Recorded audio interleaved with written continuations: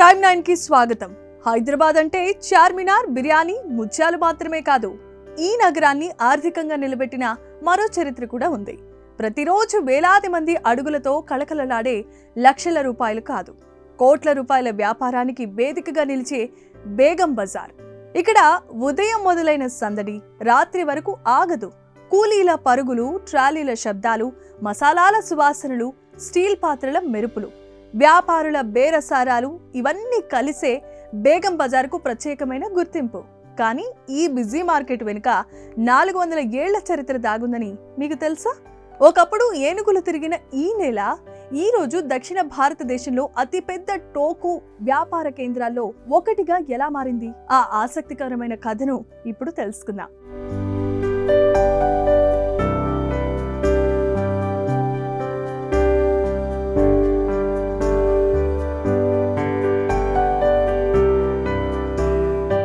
ఈరోజు మనం చూస్తున్న బేగం బజార్ కొన్ని శతాబ్దాల క్రితం పూర్తిగా భిన్నంగా ఉండేది. కుతుబ్ షాహీ పరిపాలనలో ఈ ప్రాంతంలో పెద్ద పెద్ద మైదానాలు, పచ్చని తోటలు, జంతువుల దొడ్లు, చెల్లాచెదురుగా ఉన్న కొద్ది మంది వ్యాపారులు మాత్రమే కనిపించేవారు.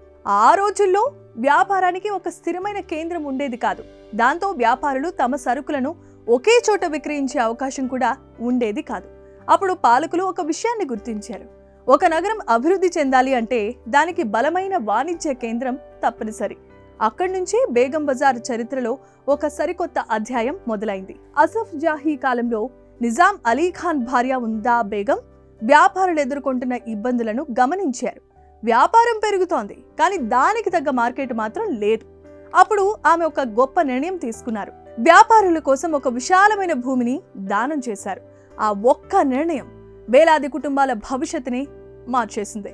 ఆమె చేసిన ఆ దాతృత్వానికి గుర్తుగా వ్యాపారులు ఆ కొత్త మార్కెట్కు బేగం బజార్ అనే పేరు పెట్టుకున్నారు. అప్పటి నుంచి ఈ పేరు చరిత్రలో చిరస్థాయిగా నిలిచిపోయింది.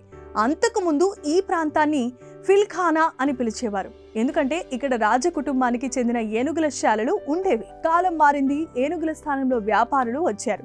మైదానాల స్థానంలో వాణిజ్య సముదాయాలు ఏర్పడ్డాయి. బేగం బజార్ అభివృద్ధి చెందుతున్న కొద్దీ దేశంలో పలు ప్రాంతాల నుంచి వ్యాపారులు ఇక్కడికి చేరుకున్నారు. రాజస్థాన్, గుజరాత్, మహారాష్ట్ర మరియు స్థానిక దక్కన్ ప్రాంతానికి చెందిన వ్యాపారులు అంతా కలిసి ఈ ప్రాంతాన్ని ఒక గొప్ప వాణిజ్య కేంద్రంగా తీర్చిదిద్దారు.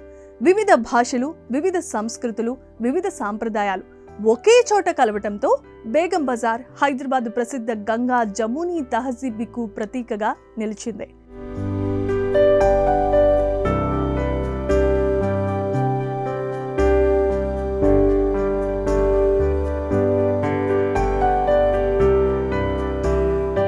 మొదట్లో ధాన్యాలు, మసాలా దినుసుల వ్యాపారంతో ప్రారంభమైన ఈ మార్కెట్ ఆ తర్వాత రాగి, ఇత్తడి సామాగ్రి, స్టీల్ పాత్రలు, కిరాణా సరుకులు, గృహోపకరణాలు వంటి ఎన్నో వ్యాపారాలకు కేంద్ర బిందువుగా విస్తరించింది.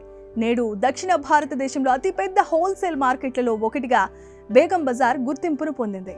ప్రతిరోజు ఇక్కడ కోట్ల రూపాయల వ్యాపారం జరుగుతోంది. ఈ మార్కెట్కు సంబంధించిన ఎన్నో జానపద కథలు కూడా వాడుకలో ఉన్నాయి. వాటిలో గోడేకి కాబరా వంటి కథలు ఇప్పటికీ స్థానికుల నోట వినిపిస్తూ ఉంటాయి. అవి నిజమా కాదా అనేది పక్కన పెడితే బేగం బజార్ చరిత్రను మరింత ఆసక్తికరంగా మార్చిన అంశాల్లో అవి కూడా ఒకటి. 400 ఏళ్లకు పైగా కాలం ఎన్నిసార్లు మారినా, పాలకులు మారినా, వ్యాపార పద్ధతులు మారినా, బేగం బజార్ మాత్రం హైదరాబాద్ ఆర్థిక వ్యవస్థకు గుండెకాయగానే నిలిచింది. ఇది కేవలం ఒక మార్కెట్ మాత్రమే కాదు, వేలాది కుటుంబాల జీవనాధారం, ఒక చారిత్రక వారసత్వం, హైదరాబాద్ ఆత్మలో విడదీయరాని భాగం. అందుకే కొన్ని మార్కెట్లు కేవలం వ్యాపారం కోసం ఉండవు. అవి ఒక నగర చరిత్రను, ఒక నాగరికత పరిణామాన్ని తరతరాలకు చెబుతూనే ఉంటాయి. ఇలాంటి ఆసక్తికరమైన చరిత్రలు, తెలియని నిజాలు, ప్రత్యేకమైన కథనాల కోసం ప్రైమ్ 9 యూట్యూబ్ ఛానల్ను సబ్స్క్రైబ్ చేసుకోండి. Thank you.